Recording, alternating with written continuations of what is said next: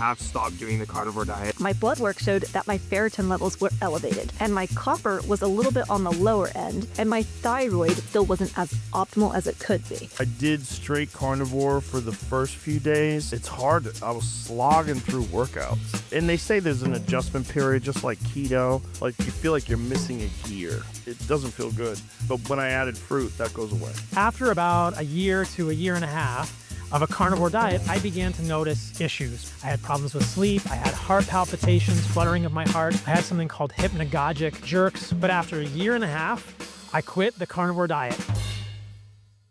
Why is everyone actually quitting the carnivore diet? In today's video, I'm going to be responding to Max German's recent video where he discussed Joe Rogan, Paul Saladino's, Tristan Lee's, and Lily Kane's shift away from a strict carnivore diet. And at the end of the video, I'm going to provide you with 5 key strategies that you can incorporate if you're struggling with similar symptoms like Paul, Tristan, or Lily on your carnivore diet. Now, before we jump in, I want to make a few things clear. My intention isn't to deny that people have achieved significant results from incorporating a carnivore diet. I myself made pretty significant progress when I went from a plant-based way of eating to a low-carb, keto, IF way of eating, especially early on. And in fact, the plant-based diet that I initially ran was likely what made me sick and led me to getting my gallbladder removed when I was a teen. And then even now, my diet is largely similar in structure to a paleo diet, just with more carbohydrates present. I also agree with a large portion of the tenets laid out inside the carnivore community in the low carbs way of eating. So nutrient dense, high quality, bioavailable animal foods as the backbone, I think is a great start for a diet.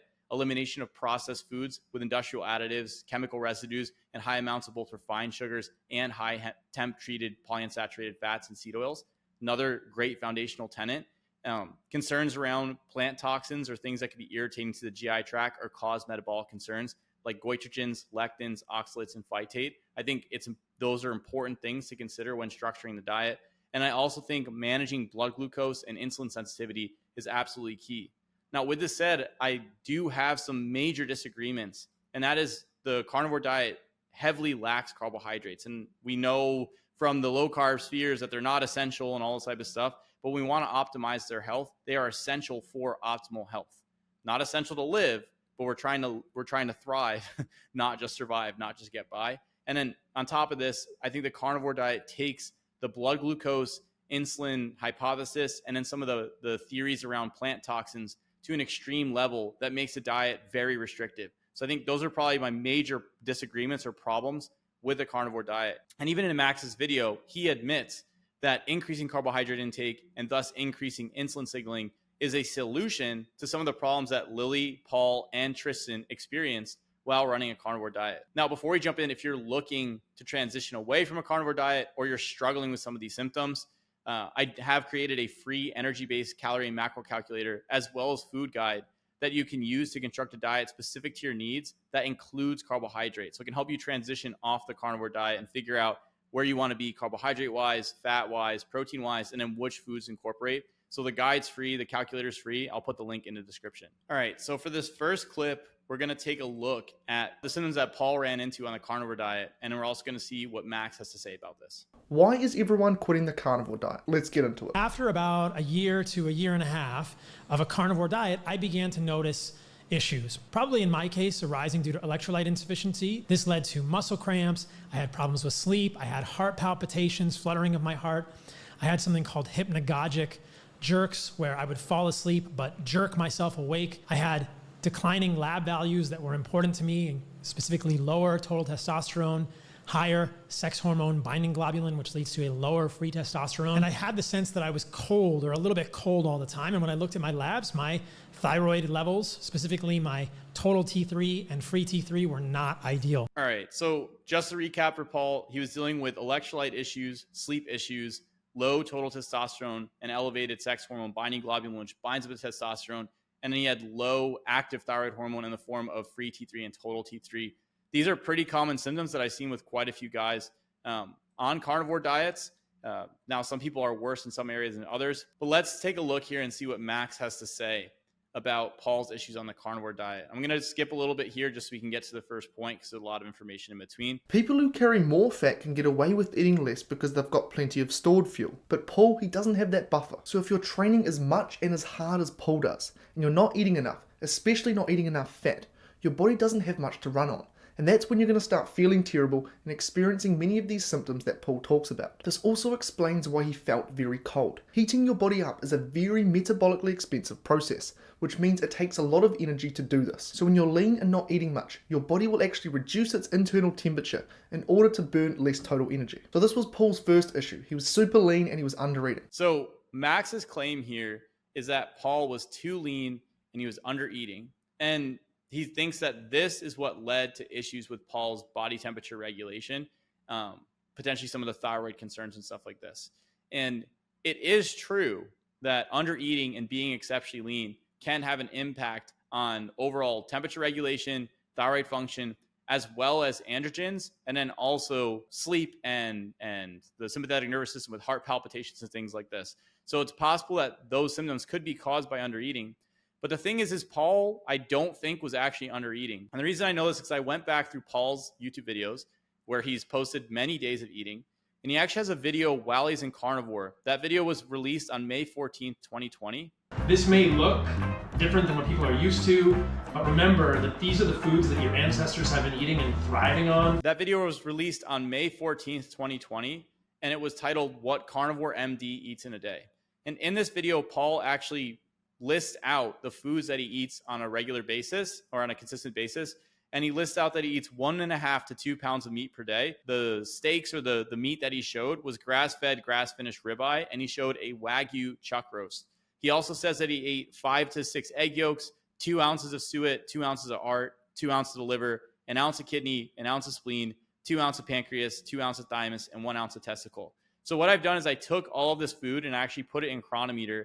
And then based on Paul's body composition, I tiered out what his calorie and his macro target should be, and then based on his estimated activity level.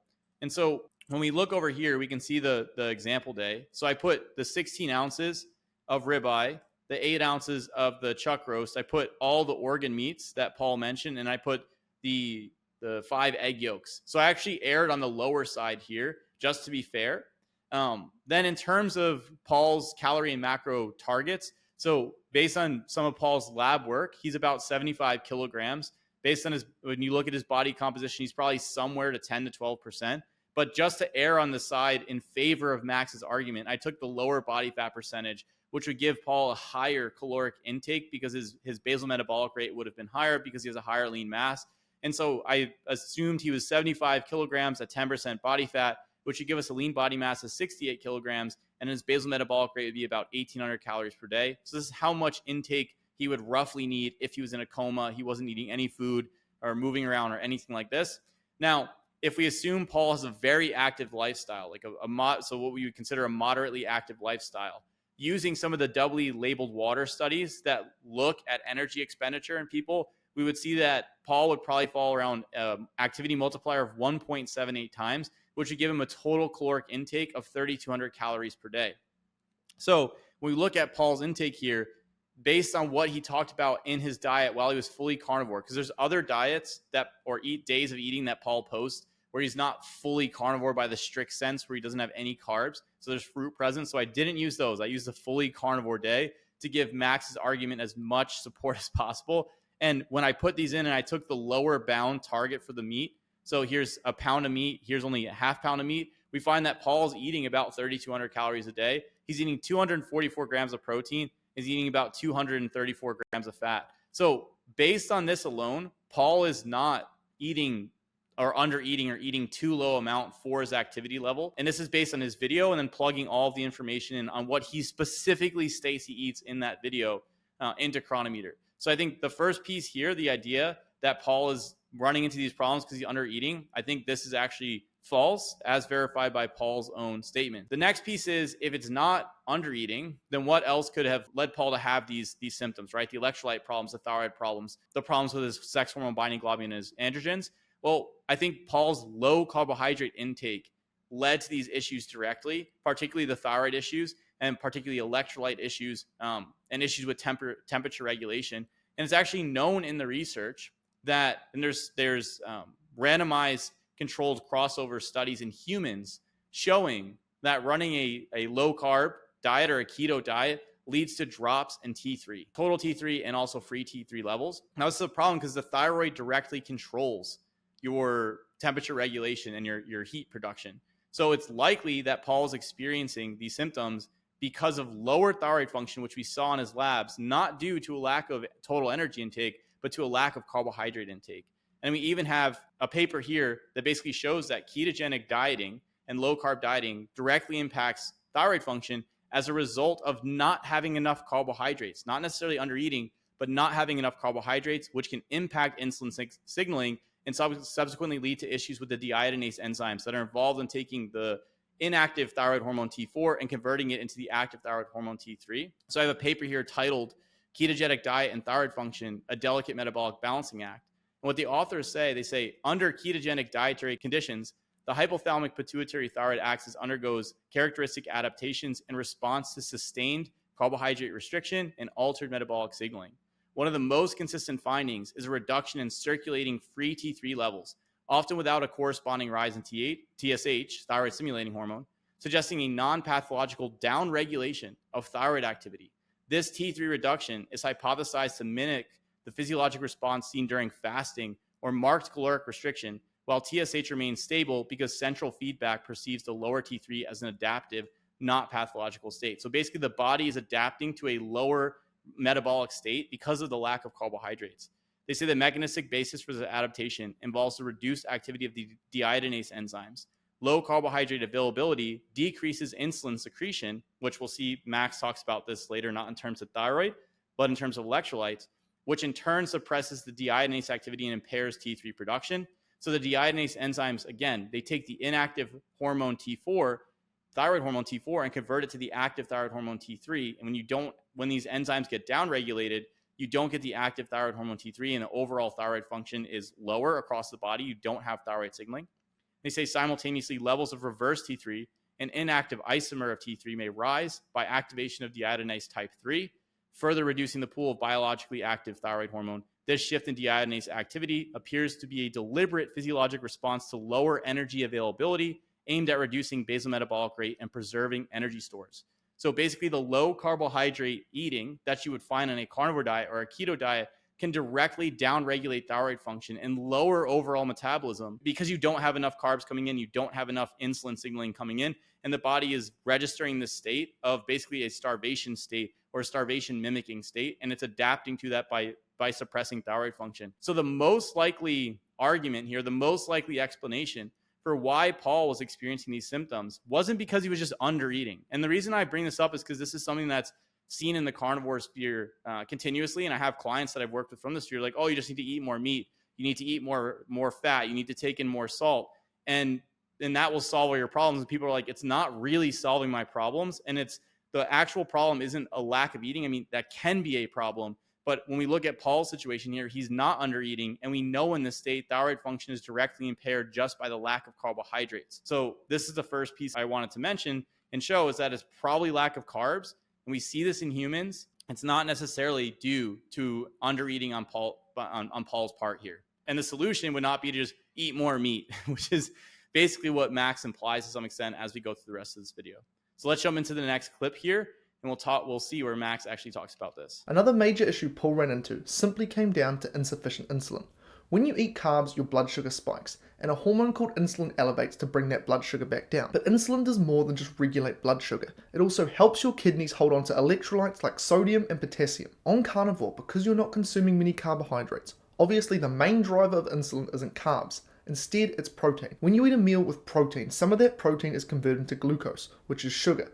That small rise in blood sugar right there is enough to trigger an insulin response, and that insulin is what helps you retain electrolytes. But here's the problem: if you're not eating enough protein, or you are eating enough protein but you're eating it in lots of small little meals spread out across the day instead of having bigger, larger ones, your insulin may never rise enough to do this job of holding on to electrolytes. Without that signal, your kidneys may not retain electrolytes properly. That's when you start getting the exact symptoms that Paul described: cramps, heart palpitations, poor recovery, and bad sleep. When you watch one of Paul's full day of eating videos, what you see is him having lots of meals spread out across the day, and none of these meals are particularly large. So this right here is another contributing factor in regards to Paul's issues. He wasn't eating enough protein in proper meals to trigger enough insulin and therefore keep his electrolytes balanced. So There's a couple of pieces here. I guess the most obvious thing is Paul's actually eating quite a bit of protein in one meal. You get a significant insulin response from protein even after 20, 30 grams of protein. And in some of those meals, Paul's having like half a pound of meat, as Max showed. And those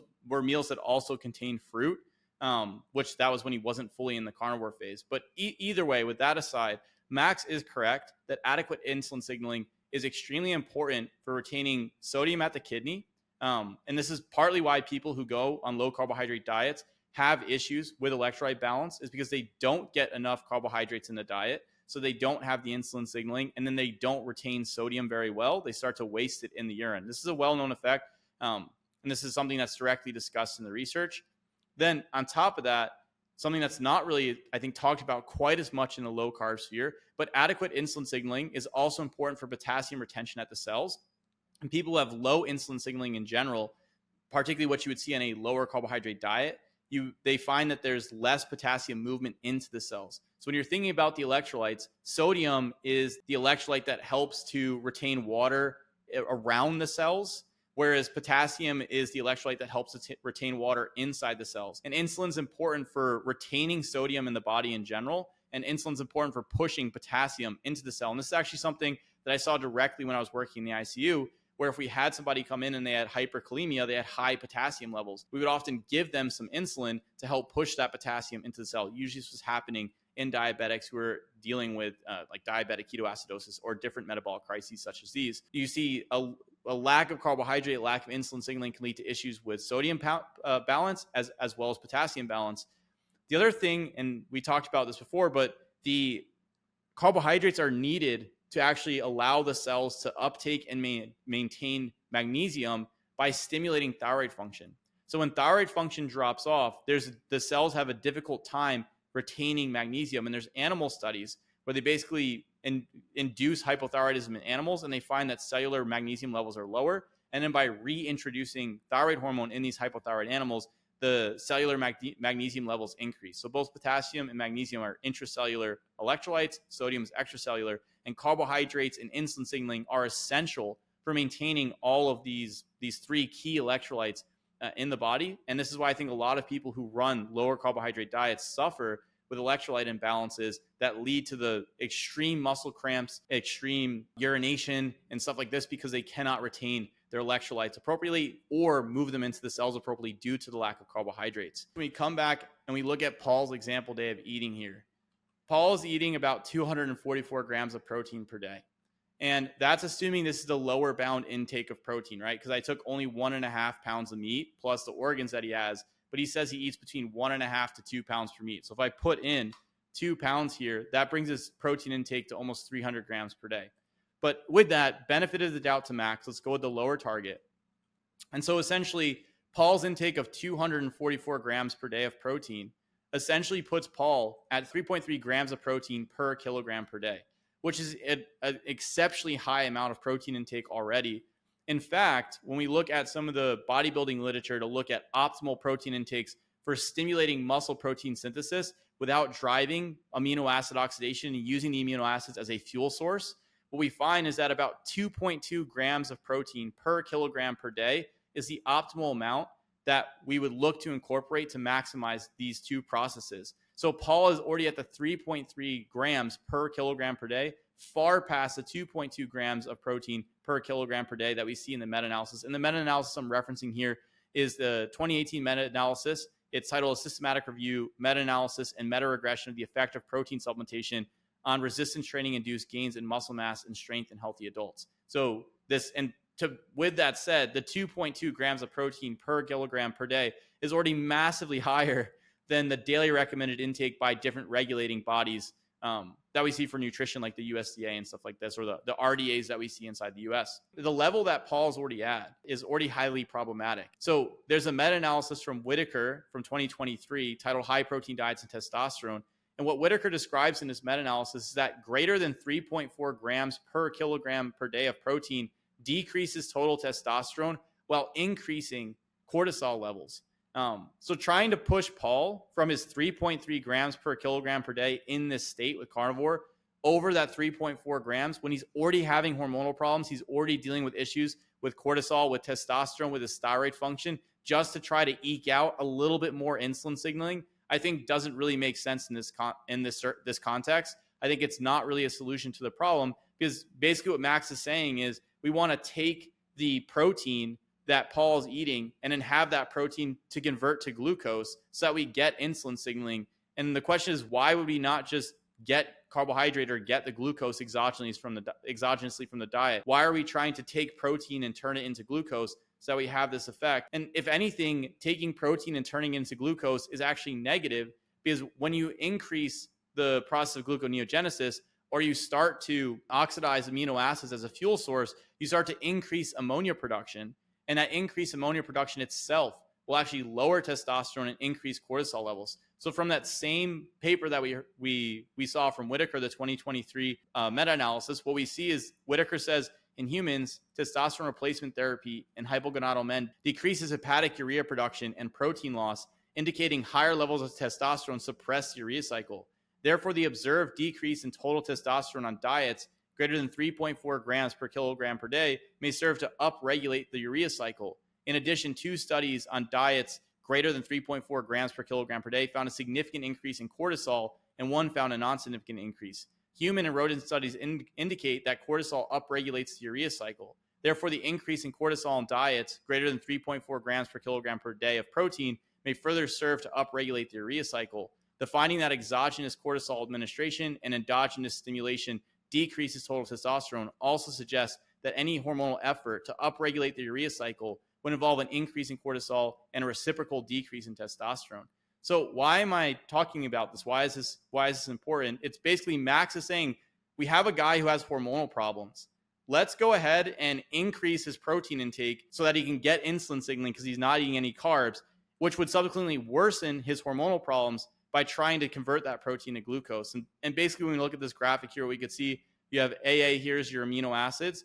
When your amino acids are converted to glucose or to any of these other substrate, you have to remove the amino group, which creates ammonia, and the ammonia has to be detoxified by the urea cycle. We'll see in Paul's labs in just a second that he is running high amounts of this process based on his BUN levels. But essentially increasing his protein further, I think we're getting diminishing returns, and we will make things worse. You might as well just add carbohydrates at this point instead of try to eke out a little extra carbohydrate production or gluconeogenesis to drive insulin signaling from eating more protein when Paul's already at the upper limit of protein intake and far past the ideal dose to maximize lean tissue without actually using that protein for fuel. So at this point, rather than further increasing protein intake to a point that actually causes hormonal pathology, just to get a small bump in insulin to retain electrolytes via increased glucose production, it would just make more sense to eat the carbohydrates. This would correct the carbohydrates would correct Paul's insulin signaling, would correct the electrolyte balance, would help to improve Paul's thyroid function, would help to increase Paul's testosterone and lower his sex hormone binding globulin, while minimizing Paul's exposure to ammonia, which is a metabolic toxin that needs to be detoxified through the urea cycle, which involves at high levels a decrease in testosterone and an increase in cortisol signaling. And honestly, this is exactly what Paul did, right? Paul increased carbohydrates instead of doubling down on protein intake as Max suggests. And Paul's doing better now, right? He's increased carbohydrates. He's been feeling better overall. He showed his lab since a variety of factors have improved just with these changes. So, and this is also something that I've seen with my clients, where basically just adding in carbohydrates improves a variety of different factors from that they were dealing with, a variety of different symptoms, such as the electrolyte problems, such as the thyroid signaling, such as some of the androgenic signaling, and such as the increases of cortisol we see with these diets. Just adding in carbs helps to correct a variety of these different components. So that would be my recommendation here. Instead of trying to further increase protein, trying to double down even harder on the higher protein intake. So with that said, let's get into the next clip where Max is going to tell us about another factor that he thinks was driving Paul's issues inside his carnivore diet. The final problem with Paul's version of carnivore was that he was incorporating a lot of organ meats, in particular liver. Paul owns a supplement company that sells organ supplements, including liver. On top of that, he was also regularly eating raw liver and other organs in their natural form. Now, liver is incredibly nutrient dense. It's the most nutrient dense food on the planet. But here's the thing, liver is actually too high in certain nutrients. For example, copper, as well as vitamin A. And with vitamin A, unlike many other nutrients, which you just flush out if you consume too much of, Vitamin A is actually fat soluble, which means it gets stored in your liver and then builds up over time. When vitamin A levels get too high, it can start affecting your liver and kidneys' ability to keep electrolytes balanced. All of Paul's symptoms to do with electrolyte issues are also classic symptoms of vitamin A toxicity. So this right here was Paul's third issue. He was eating too much liver, which potentially led to vitamin A toxicity. All right, so I agree with Max here. I do think that eating too much liver can lead to an overload of both vitamin A and copper. This is true, and I actually have clients who have run into these issues from eating really high amounts of liver. I've looked at their labs and you look at some of the values and you look at some of the symptoms they're experiencing. And you're like, okay, like you probably need to chill on the liver. And for reference, I typically only recommend around 2 to 4 ounces of liver per week, max, depending on a person's current dietary setup, what their previous dietary history was, and what their overall current nutrient status is based on testing and based on what their current dietary intake is. With that said, there's a couple problems with Max's hypothesis here. And one of the most glaring problems is that Paul still eats liver. And he posted a video, his last day of eating video was in 2024. He's eating liver in that video. And he apparently doesn't have the same symptom profile. The thing that changed was he added carbohydrates into his diet. So apparently his symptoms have improved while adding carbohydrates into his diet, despite him continuing to eat liver on a consistent basis. So I think this by itself invalidates that vitamin A toxicity was the cause of Paul's symptoms. Now, the other thing is electrolyte abnormalities isn't a primary symptom of vitamin A toxicity. There's multiple symptoms of vitamin A toxicity. I wouldn't say that just electrolyte abnormalities would indicate, oh yeah, that's probably vitamin A toxicity off the bat. So when we look at symptoms of vitamin A toxicity, we would see blurred vision, headaches, dry skin, hair loss, fatigue, and bone pain. And then on physical examination, you would see dryness of the eyes and the mucous membranes, scaly skin, the hair loss, bone tenderness, and then maybe some tenderness around the liver because the liver would be enlarged. Now, Paul didn't report any of those symptoms. He just reported electrolyte abnormalities. And the electrolyte abnormalities were reported based on symptoms like muscle cramping and palpitations, hypnagogic jerks, and stuff like this. To say that that's just because vitamin A toxicity, I think, is a little tenuous, especially since Paul didn't have any of the other symptoms. But something else that we can look at, which Paul has actually posted his labs online, is that vitamin A toxicity typically presents with a variety of different lab abnormalities. So some of those lab abnormalities include an increase in triglycerides and total cholesterol levels, elevated liver function tests like ALT and AST, elevated alkaline phosphatase levels, electrolyte abnormalities in the blood work, such as sodium, potassium, calcium, values being out of whack on the comprehensive metabolic panel, and also changes in the complete blood count with elevated white blood cells, low platelet values, and an anemia, basically low red blood cells, hemoglobin hematocrit, as well as increased BUN and creatinine levels. Now, Paul actually provided a video for us in 2022 of his complete blood work and walks through it in detail so we can see these values, and we don't see these abnormalities in his lab values that would actually suggest vitamin A toxicity. So when we look at Paul's lab values, he has normal triglycerides. He does have elevated LDL and total cholesterol, but he's also on a higher fat, lower carb diet, which is known to bump these things up anyway. So that's, I guess you could say that's a point for the vitamin A toxicity hypothesis, but it's non-specific, and you can see that in a variety of different circumstances. We also see that Paul's ALT, AST, alkaline phosphatase, all these values are in normal ranges. Some of them are actually in optimal ranges. We could see his sodium, potassium, and calcium are fine. We could also see his white blood cell counts, his platelets are completely fine, and his hemoglobin hematocrit and RBC levels aren't low. The only other one that we could say maybe lends credence to the high vitamin A or the vitamin A toxicity is an elevated BUN. But Paul specifically mentions in that video that he was dehydrated before the lab draw, and also with the very high protein intake that he has, even at this time of the video, that would increase the BUN again by increasing the amount of your ammonia that's being produced that needs to be detoxified via the urea cycle and be excreted as BUN inside the blood through the kidneys. So basically, we don't see lab abnormalities in Paul's blood work that would indicate vitamin A toxicity. And we also don't see Paul have the primary core symptoms of vitamin A toxicity. So I think chalking up Paul's electrolyte symptoms to vitamin A toxicity is a bit of a reach at this point, given the information that we have freely available that Paul has provided to us on his YouTube channel. So all in all, based on Paul's symptoms, the sleep issues, the heart palpitations, the muscle cramps, the low testosterone, the elevated SHBG, being cold all the time, and then the low free T and total T3 values, the solution here is not to increase protein intake, not to eat more meat or anything like this or maybe decrease liver consumption. Maybe he could decrease his liver consumption if it's been really high, which it is actually quite on the higher side when he looks at the videos because he has liver jerky and liver. But the major solution here is to add carbohydrates into the diet so that he has adequate insulin signaling to retain his electrolytes and to also improve his thyroid signaling so that he can heat up his body temp, and also so that he doesn't have the heart palpitations, he doesn't have the sleep issues, and he doesn't have the muscle cramps, as well as the sex hormone binding globulin levels will start to come down with the adequate insulin signaling as well. So it's not the increased protein, it's to add carbohydrates, which again, Paul did this. He's still doing this. And apparently, at least based on what we can see from his most recent videos, he's been feeling and functioning better overall since doing this. And he still eats meat, he still eats liver. So it's not that he need to stop do those things, but I think adding in carbohydrates was a huge benefit for Paul and probably wiped out a variety of his symptoms. And again, these are the same things that I've seen with my clients. With Paul out of the way, the next person we're going to talk about is Tristan Lee.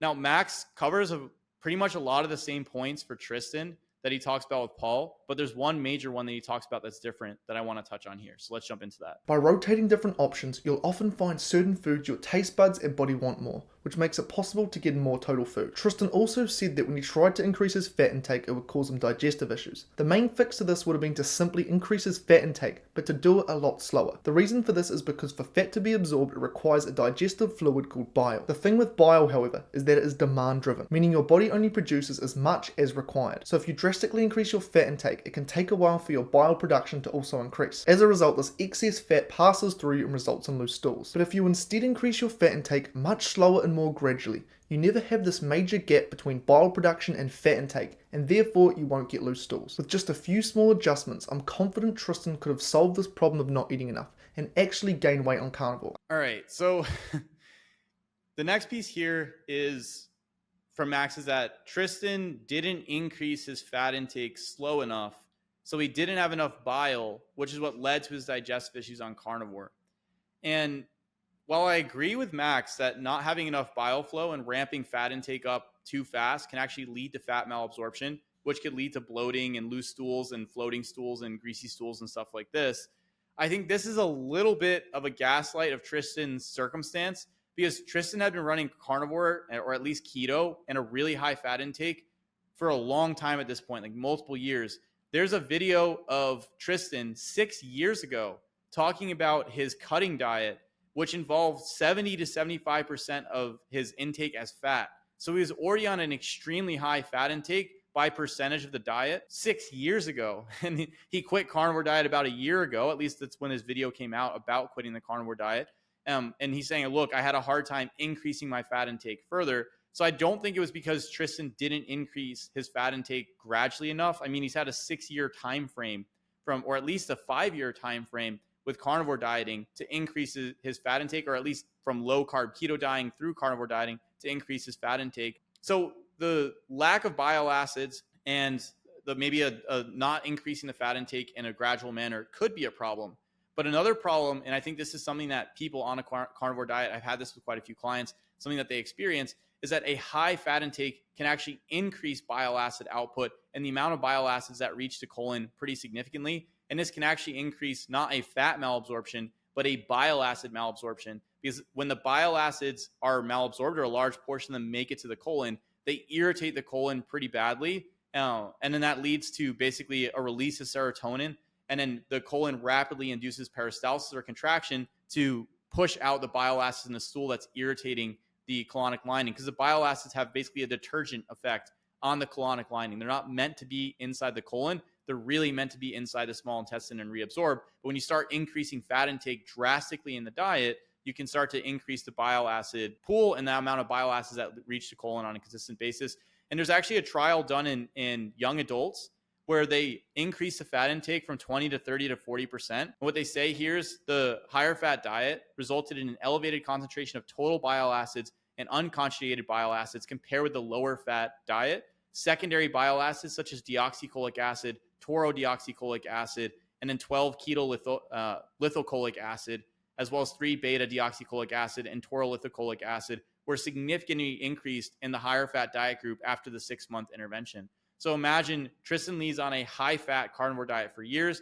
He probably expanded the amount of bile acids that are reaching the colon on a consistent basis. And when he started to push his fat intake up too high, he started to probably get bile acid diarrhea and from bile acid malabsorption, which would create probably serious digestive upset and would limit the amount of fat he could eat, especially when we look at some of the targets he's recommending on this video from 6 years ago. He's saying about 70 to 75% of the diet is fat. So I don't know how much higher he's really going to go with his fat intake after those levels. So yeah, here I think it's less likely that Tristan just didn't have enough bile flow. I think it's likely that too much fat intake for a portion of people, not everybody, but for a portion of people, can directly lead to digestive issues. And again, you can go on in any carnivore or keto forum and you can see people talking about what Max is talking about, but also being longer term on these diets and having issues tolerating high amounts of fat. So I actually wouldn't be very confident in the claim that if Tristan had only added in fat more gradually, he would likely not have developed these digestive issues. I think he probably reached the limit for how much fat he could have tolerated. And then he wasn't able to actually eat enough and put on enough weight, which is why he added in carbohydrates into the diet and to try to put on weight for his bodybuilding career. All right, so the next person that we're going to get to here is Kane. And we're going to see what Max has to say about carbohydrates and appetite stimulation in this next clip. I was eating a carnivore-ish diet. I realized I was under-eating, and when I just eat tons of meat and fat, I can't eat enough. And so I found that if I have a little bit of carbohydrate, it actually stimulates me to keep eating and to not under-eat. Lily's situation is actually very similar to Tristan's, where she simply just couldn't eat enough. As both Lily and Tristan experienced, when you add carbs, these problems go away. It's very easy to eat more carbs for a number of reasons, one of which is because your blood sugar spikes, and when this blood sugar inevitably drops again, hunger kicks back in massively, and as a result you can eat a lot more. On carnivore, fat and protein keep your blood sugar relatively steady, which helps you stay full for much longer. As well as this, carbs are also more palatable. Even if you're completely full from a massive steak, you can very easily eat a bit more fruit, bread, or something sweet if that's in front of you. Okay, so I agree here with both Max and Lily that low carb, high protein, high fat eating drastically reduces appetite. I think people see this across the board in keto and in carnivore diets. However, I don't think, based on Max's assertion, that carbs' impact on blood glucose alone is a primary driver in the drop in appetite here. And I think that's going to be important when we talk about what Max's solution is here for Lily. I think in general, the combination of extremely high protein intake is what we have on the carnivore diet, as we saw with Paul's protein breakdown, in conjunction with the lack of carbohydrate, are the prime drivers in this drop in appetite. And we actually have research here that shows that high protein intake has a very suppressive effect on appetite through its impact on multiple different hormonal pathways, including ghrelin, cholecystokinin, and GLP-1. So there's a paper here titled Effect of Short and Long-Term Protein Consumption on Appetite and Appetite-Regulating Gastrointestinal Hormones, a Systematic Review and Meta-Analysis of Randomized Controlled Trials. And authors here say, in acute interventions, protein decreased hunger, does decrease desire to eat, and decrease prospective food consumption while increasing fullness and satiety.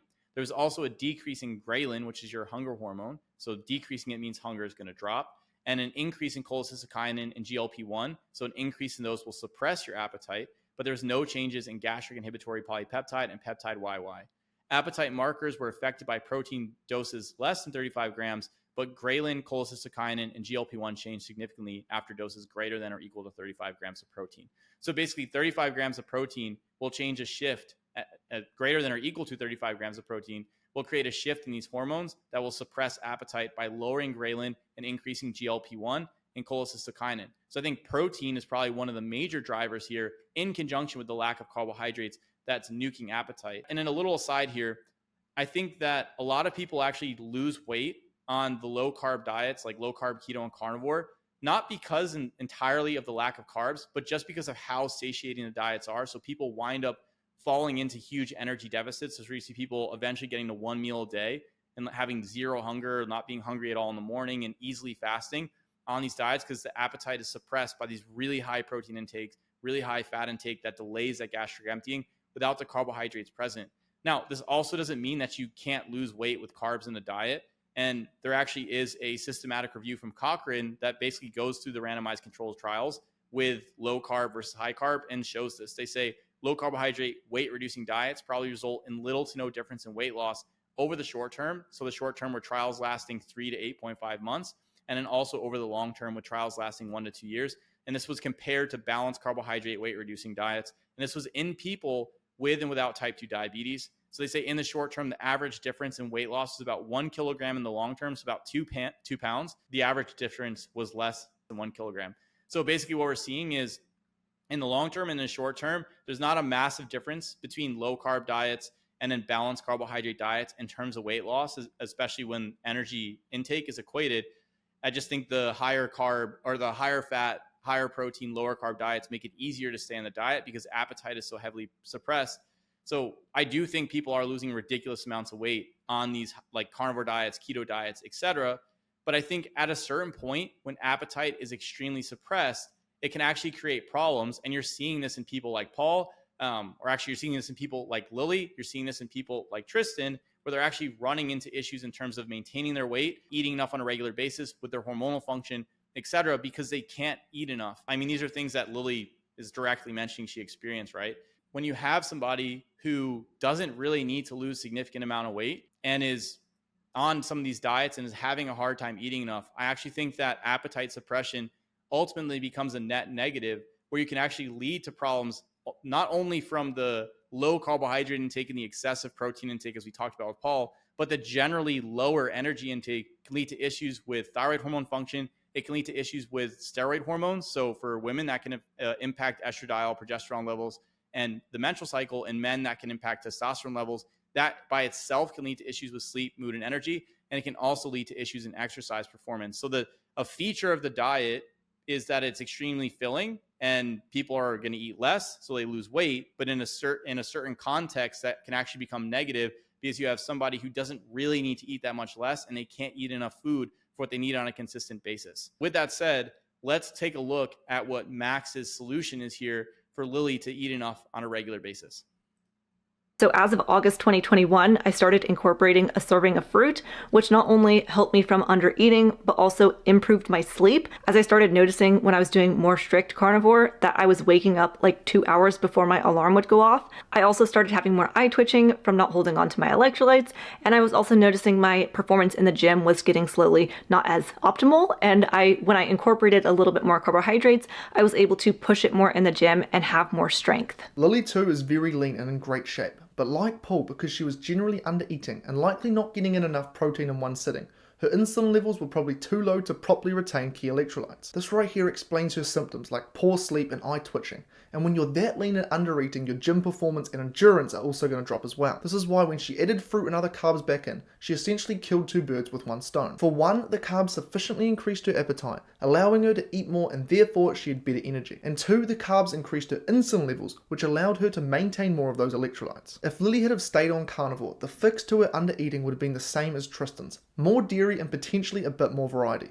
And to fix her electrolyte problem, simply more protein in singular meals, and she could have added more salt to her meals, because 90% of the time, people on carnivore who have electrolyte issues are typically people with sodium issues. So essentially from August 2021 to August 2023, I had mainly just been eating meat, fish, dairy, and a piece of fruit. Okay. So I think Lily got it correct here, that adding in some well-digested carbohydrates would basically resolve a variety of the issues that she experienced on carnivore. And this is why I think when she did add in carbohydrates, specifically in the form of fruit, she was actually able to resolve a variety of her symptoms. Now, Max is correct in his initial statement, his initial breakdown, that by adding in carbohydrates, Lily would increase her appetite and thus be able to eat more. And then that would also improve her insulin signaling and allow her to retain her electrolytes better. That's what we talked about with Paul.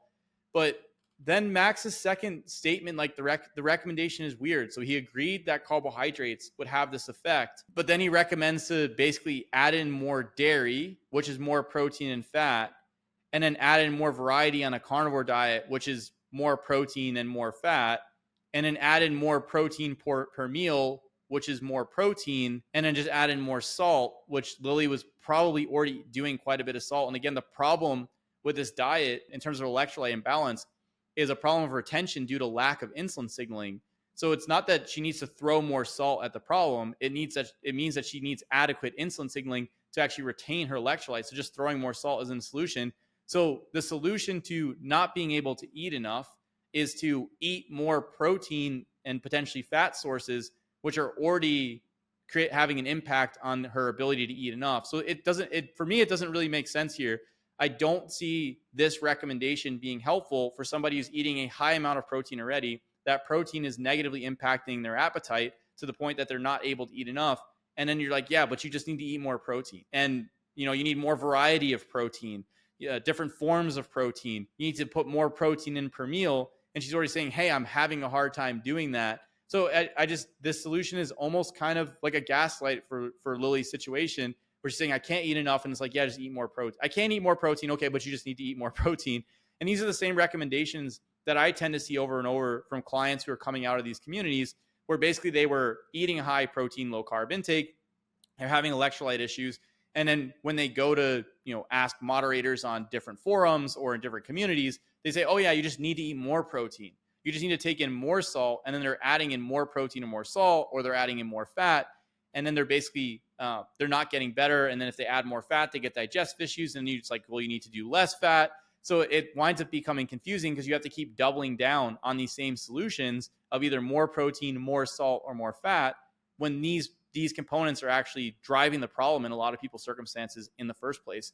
So I think Lily's solution here of just adding in some carbohydrates is the correct solution, especially if she's already eating quite a bit of protein and it's sapping her appetite and she can't eat more.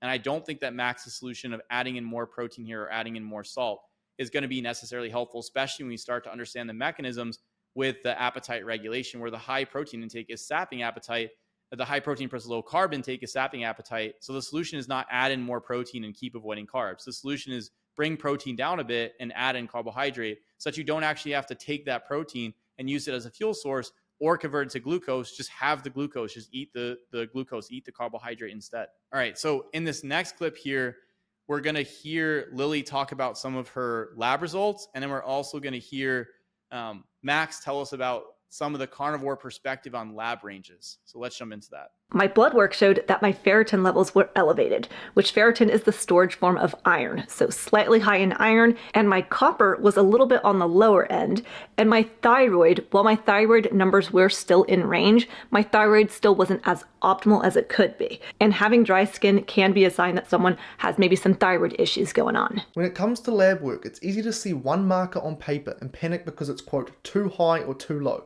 But the real question is, according to what? Most people don't realize that lab ranges aren't based on an objective measure of optimal health. They're based on population averages. And the population we're looking at is one which is largely eating the standard American diet, often with chronic inflammation and metabolic issues. What researchers do to calculate these optimal ranges is simply take the middle of these numbers and call it normal.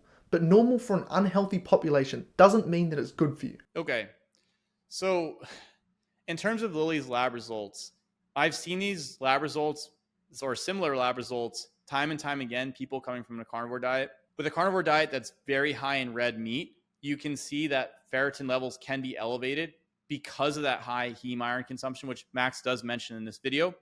You can also see lower copper intake because the red meat is very high in zinc, which can, after you hit a certain point, 40 milligrams of zinc per day, you're going to start impairing your copper absorption and deplete your copper levels over time. And it's especially the case if you're running carnivore without organ meats, because there's not really so many good copper sources in the carnivore diet if your diet is basically just red meat with no organ meats. If you add some shellfish or a little bit of liver or some of these other organ meats, it can be helpful because it's a very good source of copper. But beef by itself tends to not be such a great source of copper, and neither does other ruminant animal meat. The other thing is low thyroid function. Again, you're seeing that with Lily. We're seeing that with Paul. I've seen that with clients time and time again. This is a feature of low carbohydrate eating. And again, it's due to the lack of carbohydrates with the lack of insulin signaling, changing the deiodinase enzyme function, and then the conversion of the inactive thyroid hormone T4 to the more active thyroid hormones of T3. Now, other things, just as an aside, that I typically see on the carnivore diet, I tend to see people have issues with parathyroid hormone levels being too high, parathyroid hormone controlling your calcium status.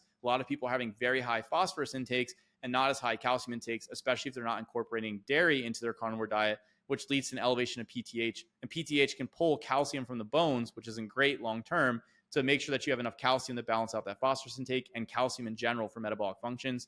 Another one that we've seen, and Paul mentioned this, sex hormone binding globulin levels can become quite elevated. And again, this is typically due to the insulin signaling being dropped. As sex hormone binding globulin is decreased when you have an increased insulin signaling. When you go on a low carbohydrate diet and you drop that insulin signaling, the sex hormone binding globulin levels can elevate, and this can bind up the steroid hormones in the blood and impair their ability to reach the tissues, the active tissues, right? So the other component that I tend to see is elevated BUN levels.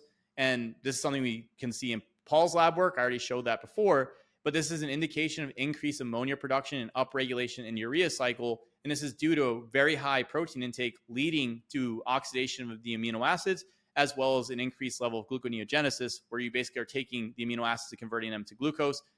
So basically shows an overall higher level of ammonia exposure, which again is not great. And that does put a bit of a metabolic burden on both the liver and the kidneys. Another one that I typically see is elevated cortisol levels. Again, this can be due to the lack of carbohydrates, which can directly lead to an increased need for cortisol, glucagon, and adrenaline. And also the very high protein intake can increase the cortisol levels as well. And I tend to see people after long-term on carnivore have a depleted DHES to cortisol ratio, which is a marker of chronic stress. The other one that people are starting to see or typically see is the elevated fasting glucose levels and then the elevated hemoglobin A1C, where it starts to bump up to 5.7, 5.8, 5.9 after long-term on these carnivore diets. And then the fasting glucose levels are starting to hit up to the low 100s. I think this is, again, through the elevated gluconeogenesis, which is keeping baseline blood glucose levels high across the board overnight. And then you have the elevated cortisol awakening response in the morning because you don't have the carbohydrates to suppress some of those stress hormones. And obviously, the lipids have been talked about ad nauseum, where total cholesterol, LDL, and potentially HDL go up quite high, whereas triglycerides can actually decrease overall. And this is because the body is trafficking fats, the major fuel source, through these lipoproteins. So we've seen this multiple times from the carnivore community. Dr. Judy Cho talked about this. Jay and I talked about this, where she basically was saying that her low T3 is fine. It's not a problem. The lab ranges are for people who are on a normal American diet or normal standard American diet. And then Max makes this case here for something like ferritin. So one thing I want to point out is that many of the standard lab ranges are based on population averages. This is correct. Like Max is right here 100%.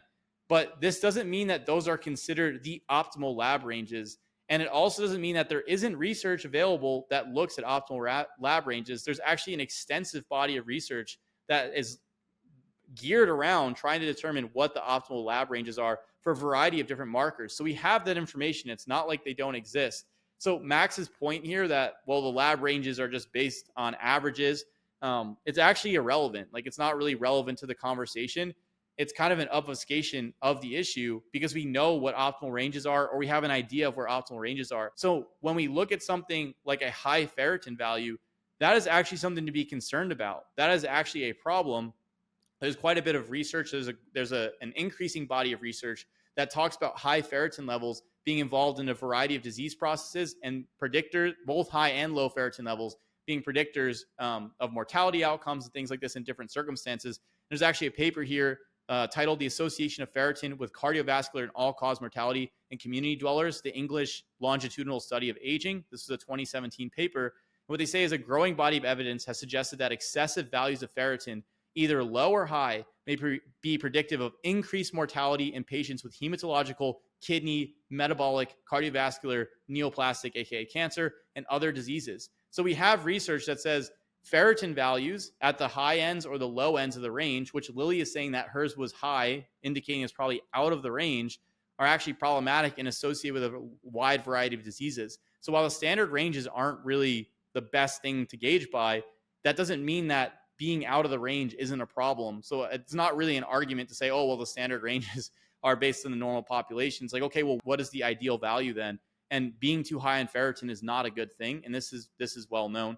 So in many circumstances, with quite a few clients that I've worked with who are dealing with high ferritin values, some of them didn't know that they had hemochromatosis or they were heterozygous for hemochromatosis, and then iron levels are quite high. In that circumstance, it's actually helpful to unload iron because iron creates oxidative stress in the body, and that can impair a variety of different processes at the liver and at the pancreas and at some of the other tissues due to the oxidative stress from the high iron burden. So it'd actually be helpful for Lily to get her ferritin levels checked and address that appropriately so that she doesn't create oxidative stress over the long term. And also, if you have a low copper balance in conjunction with a high iron status, it's not great because the copper is involved in a variety of different proteins like ceruloplasmin, hephaestin, et cetera, that are involved in iron regulation. So you really actually want to look at this stuff, make sure it's dialed in. And the carnivore diet, because of how it's set up, can create a variety of different issues with minerals like calcium, like magnesium, like potassium, like sodium. And then also we can see the same thing with copper and iron and zinc. So in this next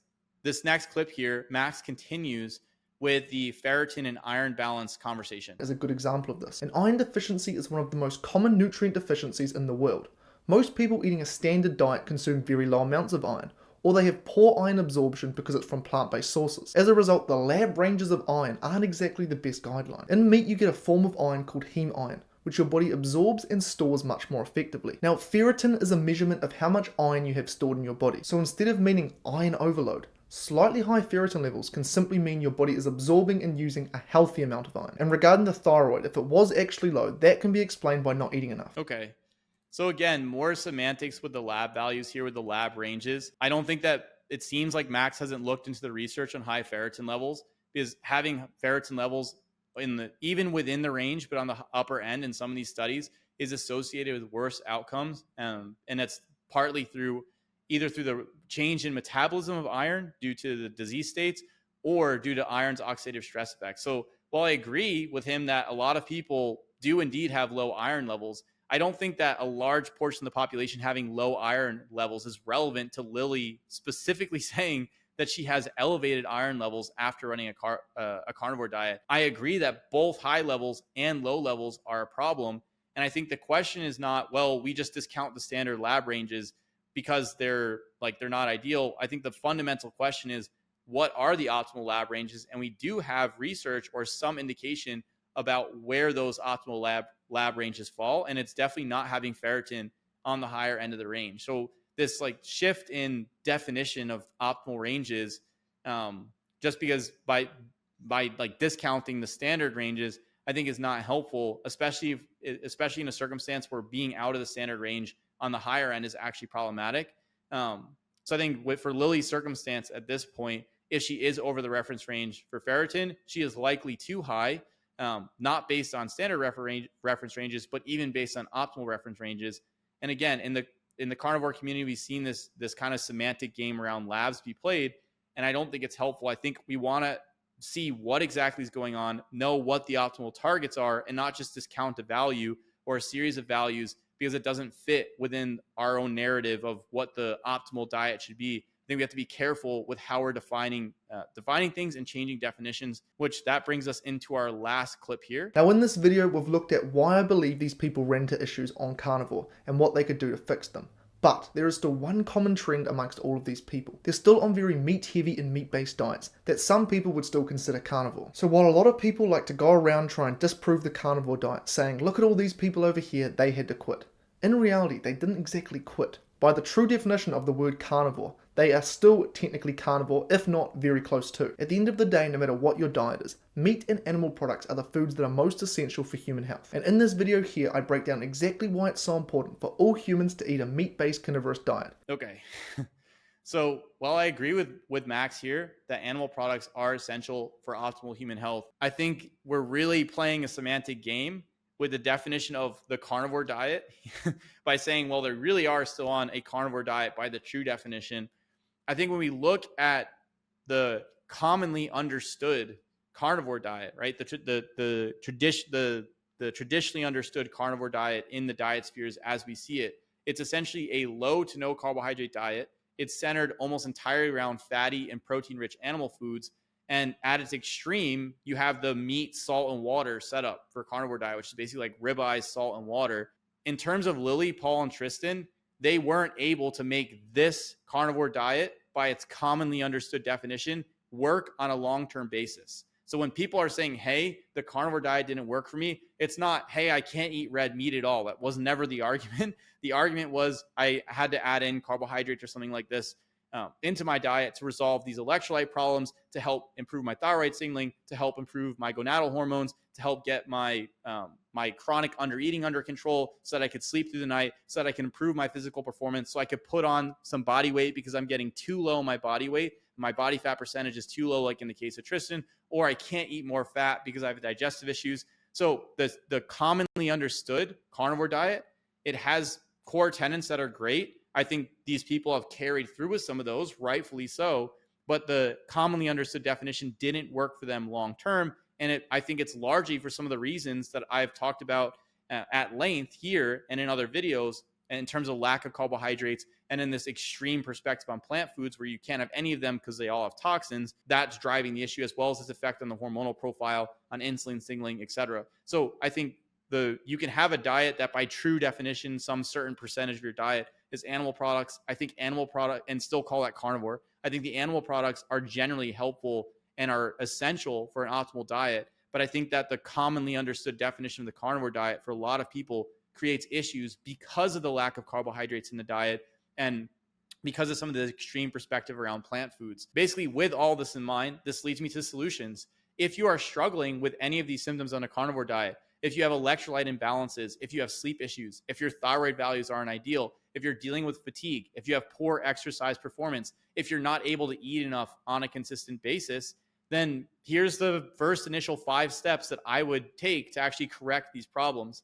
So the first thing I would do is add in carbohydrates, like very simply, in a similar fashion to what Paul and what Lily did. I don't think you need to go straight up to 500 grams a day. I don't think you need to add in honey, maple syrup, granulated sugar, white rice, potatoes, any of these things. You could use some of those sources, but you could just start out with a bit of well-tolerated fruit sources. You can look to use some low FODMAP, easily digestible carbohydrate sources, and you can just add that to your existing carnivore meals. So if you're doing a meal that's steak, maybe some eggs, maybe some Greek yogurt, you can add into that Greek yogurt a little bit of maybe some berries, maybe a little bit of honey, and you could decrease the fat intake compensatorily, slowly adjust the fat and protein intake downward while you gradually increase the carb intake upward from sources that you specifically tolerate. I'm agnostic on what those sources are. I mean, there's some that are going to give you more digestive issues like legumes and potentially some of the grains, and some of them have some more inflammatory components, and some of those plant toxins that are problematic. But at the end of the day, if you're tolerating some of these sources, like you're adding in rice, potatoes, some of the fruits, some of these components, you're doing okay, and it's helping you to sleep and improving your electrolyte balance and improving your hormonal markers, then I would find the level that works for you, gradually increase that carbohydrate intake, do it slow, maybe add 25 grams, maybe 50 grams, do that in 2-week increments, just so that your intestines and your body can start to get used to increasing those carbohydrates, and then slowly bring down the protein intake first, and then bring down the fat intake so that your total energy intake is managed effectively. Now, the next thing I would say would be to actually increase your number of meals, because once you start to eat carbohydrates, your appetite's going to start to pick up. So if you're doing 1 meal a day, maybe go to 2 meals a day. If you're doing 2 meals a day, maybe go to 3 meals a day, so that you can increase the carbohydrate intake and you can spread the food out a little bit more so you're able to eat enough on a consistent basis. Now, from there, once you start to add in carbohydrates, since you've had this dearth of electrolytes over a period of time, you had a hard time holding on to them. Maybe you were taking them in, maybe you were supplementing them, but you couldn't maintain them in your cells, or you were wasting them in your urine because of the lack of insulin signaling. In that circumstance, I would start to make sure that you have adequate electrolyte balance. So the targets I'm typically shooting for is a potassium intake of about 5 to 10 grams per day, a sodium intake of 2.5 to 5 grams per day, a calcium intake of at least 1 gram per day, up to 1-to-1 with your phosphorus intake, and then a magnesium intake of 500 grams per day. So the lowering of the protein and the bringing down a bit of the fat while increasing the carbohydrates and then increasing the electrolytes will help you to correct those electrolyte imbalances and start to feel better. Again, you don't have to go to 500 grams of carbs a day. I'm not saying that. Just progressively increase to a level where you're comfortable so that you can minimize some of these symptoms. And then the last step that I would say to do here is I would actually follow up on some of your lab work after carnivore. I would look at your thyroid function. I would look at your adrenal function. I would look at electrolyte balance and mineral balance, your metabolic function, your insulin levels, your comprehensive metabolic panel. I would look at your calcium status, and I would look at the sex steroids, testicular function, ovarian function, to see where the lagging areas are after you start to switch to diet. Maybe you have too much iron. Maybe you don't have enough copper. Maybe zinc was too high. Maybe the calcium balance is off. Maybe the hormones, the thyroid hormones are a little bit off, and look to start to address those areas or continue to make shifts in the diet so you can get those components dialed in and start to feel better overall. The last thing I want to say here, I think you don't have to completely throw out everything you learned from keto, paleo, carnivore, etc. Again, there's a bunch of tenets in these diets that are really great and extremely helpful. So it's not that you need to toss the whole paradigm out. It's just there's certain elements that maybe you have to adjust. Like maybe some carbohydrate intake is okay. Maybe it's actually ideal and helpful for long-term health. And I would look to actually incorporate some of those things. And instead of being stuck in the paradigm or the ideology of carnivore, start to say like, what paradigm is going to work best for me? And what do I need to function ideally on a long-term basis and get this stuff dialed in? So outside of the electrolyte and the hormonal concerns of the carnivore diet, I have also talked about another issue, which is recovering digestive function after a carnivore diet. And I have discussed this in many other videos. So I'll link those here. So if you're looking to troubleshoot adding carbs back in your diet from a digestive perspective, check out these videos that I'll link right here.